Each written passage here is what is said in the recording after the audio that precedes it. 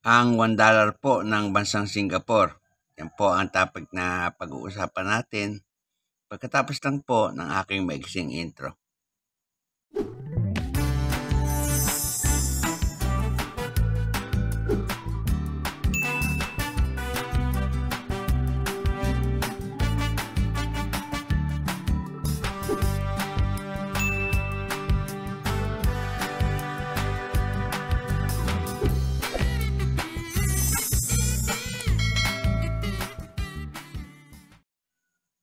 Isang magandang araw po sa inyong lahat, lalo na sa aking mga kabarya at kapwa-kolektor, sa lahat ng mga senior citizen at mga silent viewer, maging sa mga kaibigan natin dyan, magandang araw po.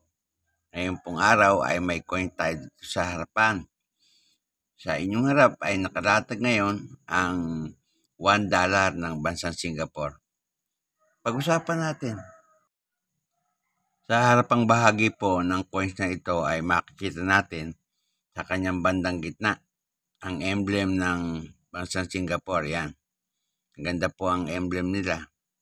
May dalawang leon na may hawak ng isang bandera na may 5 star. Ayun po sa gitna.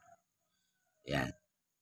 At ang nakapaikot na salita sa kanya ay salitang English, Tamil, Chinese at Malay, na ang ibig sabihin ay Singapore. At ang petsa ng pagkakagawa, ayun, nakikita ninyo, 2017. Ang engraver po niyan ay si Christopher Ironside. Sa reverse na bahagi naman, ayan, makakita tayo ng isang lion head. Ayan po.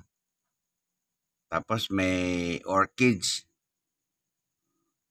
Yan. Ang tawag po yan, Merlion. Yan po, ang Merlion ng Singapore. Tapos po yung denomination. Yan po. Yung denomination na 1 at yung dollar sign sa ilalim. Yan po ang dollar. Ang engraver naman po niyan ay si Fabian Lim. Kung titignan naman po natin ang edge niyan, rated. Ayan po. Ginawa po ang coins na yan sa Royal Mint, Canadian. Sa Winnipeg, Canada. Nagpapagawa po sila ng coins doon magbuhat 1976 hanggang sa kasalukuyan. Yan nga pong barya na yan ay nanggaling sa bansang Singapore. Ang period, Republic, magbuhat 1965 hanggang sa kasalukuyan. Standard circulation coins po yan. Ang taon, 2013 hanggang 2019. Ang value po, $1. Kung ikukumpara po natin sa pera natin, 43 pesos ang halaga. Ang currency po nila, dollar, magbuhat 1967 hanggang sa kasalukuyan. Ang composition naman po ay bimetallic. Nickel-plated steel asya ang gitna niyan at brass-plated ring ang gilid. Kumbaga, ang pera po natin, yung 10 piso, baligtad po dyan. Yung pong gitna, yun po ang brass-plated. Yun naman pong gilid, yun ang nickel-plated. Yun po, kabaligtaran. Tumitimpang po yan ng 7.62 grams at may diameter na 24.65 mm, may kapal na 2.5 mm. Medyo may kakapalan po yan. Yan. Makapal ng konti. Ang hubog niya bilog, makikita niyo naman yan. Milled po ang technique na ginamit diyan at may alignment ang orientation. May number po na N number 42898 at reference number na KM number 314. Yan po.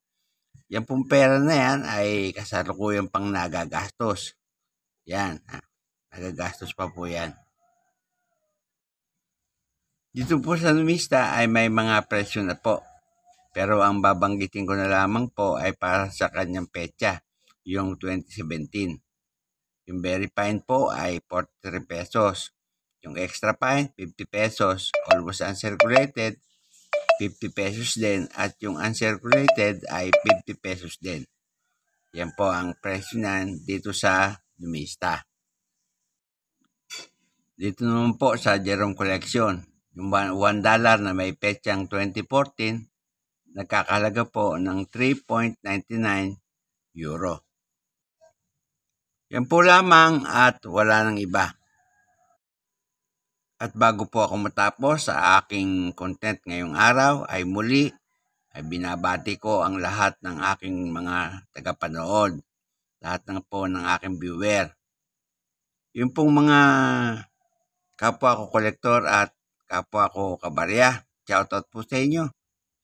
At yung lahat ng senior citizen, shoutout po sa inyo. Lahat po ng silent viewer, maging yung mga kaibigan natin dyan, shoutout po sa inyo. Yung pong mga subscriber na unti-unting nadagdag sa aking channel, shoutout po sa inyong lahat. Maraming salamat po sa inyong panonood. Walang tigil at walang sawa po akong nagpapasalamat sa inyong lahat sapagkat lagi kayong nandyan at nakasubaybay sa aking channel. At sa huli ay masabi kong mabuhay tayong lahat.